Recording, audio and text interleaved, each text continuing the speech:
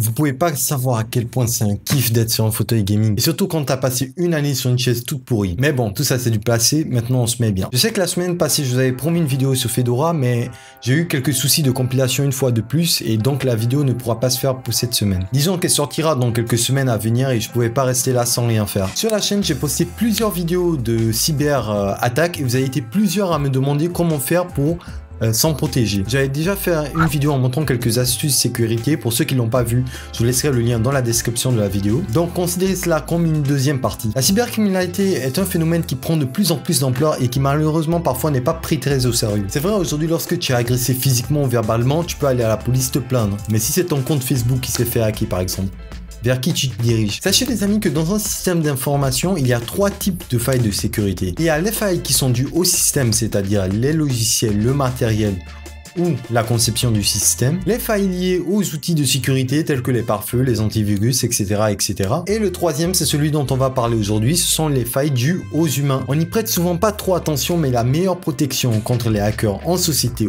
ou à la maison, ça reste vous. Les hackers essayeront toujours de profiter de la naïveté de certains utilisateurs afin d'accéder au SI. Aujourd'hui, je vais vous montrer comment vous protéger et par la même occasion protéger vos proches et même votre entreprise. Je vais présenter quelques astuces sécurité que beaucoup d'entre vous connaissent, mais malheureusement ne pratiquent pas dans la vie de tous les jours. Donc on y va, c'est parti. Effectuer les mises à jour. Je sais que je l'avais déjà dit dans la vidéo précédente, mais ça reste encore l'une des meilleures façons de se protéger des hackers. Comprenez les amis que les hackers sont en permanence à la recherche de failles. D'ailleurs, il suffit de vous rendre sur le site DB Exploit pour vous rendre compte de cela. Donc en permanence, ils découvrent des failles de sécurité sur un système ou sur un programme. De leur côté, les développeurs, eux, rectifient ces failles de sécurité et vous envoient les mises à jour afin de vous protéger. Si vous ne le faites pas, vous vous exposez à une attaque qui est malheureusement déjà connue. Donc que ce soit sur un système d'exploitation, sur un logiciel, sur un antivirus, navigateur, effectuez toujours les mises à jour. En numéro 2, utilisez des mots de passe différents. Beaucoup d'utilisateurs font l'erreur d'utiliser un seul mot de passe pour plusieurs comptes. Dans ce genre de cas, si un hacker intercepte le mot de passe d'un seul compte,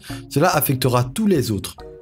Alors qu'en utilisant des mots de passe différents pour chaque compte, l'interception d'un n'affectera pas les autres. L'utilisation de la double authentification. Ce n'est plus aussi facile aujourd'hui pour un hacker d'accéder à un profil Facebook par exemple. Et cela même s'il a le mot de passe. Avant, il suffisait d'avoir le login et le mot de passe et c'était bon. Aujourd'hui, les sites deviennent de plus en plus intelligents et ils détectent le changement de localisation, de navigateur, d'ordinateur, etc., etc. En activant la double authentification, vous recevrez un code de vérification par email ou par SMS et ce n'est qu'une fois après entrer ce code de vérification que vous pouvez accéder à votre session. En numéro 4, ne cliquez jamais sur un lien suspect. Le phishing est aujourd'hui l'un des meilleurs moyens utilisés par les hackers afin d'obtenir les informations qu'ils désirent de vous. Ils utilisent le social engineering afin de se faire passer pour une personne dont vous avez confiance, par exemple votre banque ou un proche, un membre de votre famille. Lorsque vous recevez un mail qui vous semble suspect, vérifiez l'email de l'expéditeur.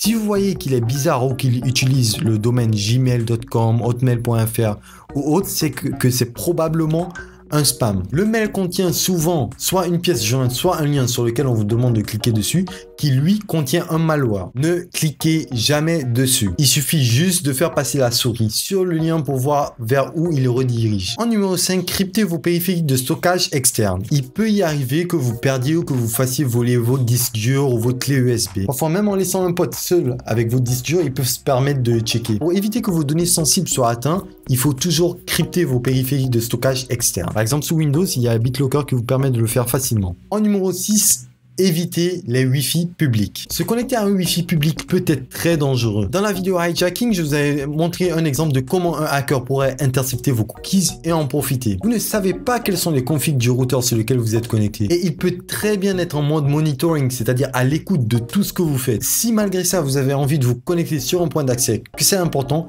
utilisez toujours un VPN afin de crypter votre communication. Et enfin, en numéro 6, ne vous connectez jamais sur un appareil qui ne vous appartient pas. Perso, je le fais jamais. Déjà, en ma machine, je n'ai pas assez confiance. Donc, celle d'un pote, n'imaginez même pas. Il peut très bien avoir un keylogger installé sur la machine. Du coup, toutes vos frappes seront enregistré ou envoyé par email à la personne mal intentionnée avec vos mots de passe inclus. Il peut aussi contenir d'autres outils espions. Bref, c'est comme aller au pute. Tu peux pas deviner de quoi il est infecté. Pour finir cette vidéo tout en beauté, je vais vous raconter une petite histoire. Il y a pas longtemps, j'ai une amie qui est venue me voir parce que son compte Facebook a été hacké. C'est le genre d'amie qui se connecte sur n'importe quel appareil. Elle veut checker ses messages et discuter avec les gens. La personne mal intentionnée, oui, je dis mal intentionnée et non hacker parce que c'était juste un petit con. Donc je disais, le petit con, qu'est-ce qu'il a fait? Il a changé le mot de passe de la session du profil de mon ami et il a changé les informations de récupération. Du coup, pas moyen pour elle de récupérer son compte et elle n'avait pas activé en plus la double authentification. Après réflexion, j'ai compris ce qui s'était passé. En réalité, elle s'était connectée sur sa machine du boulot. Avant de partir en congé maladie, elle a laissé son ordinateur ouvert et le petit con en a profité pour se connecter. Apparemment, elle enregistrait ses mots de passe. Du coup, il a juste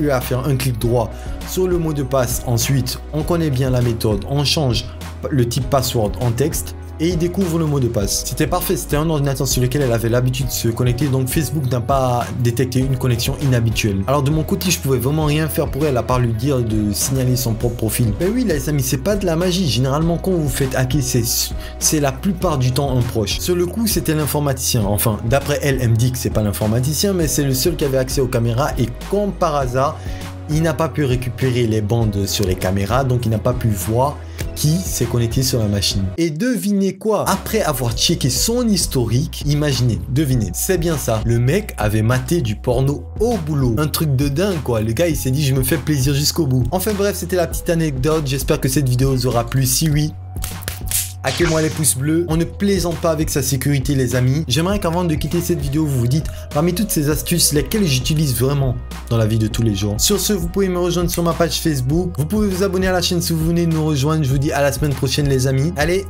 ciao!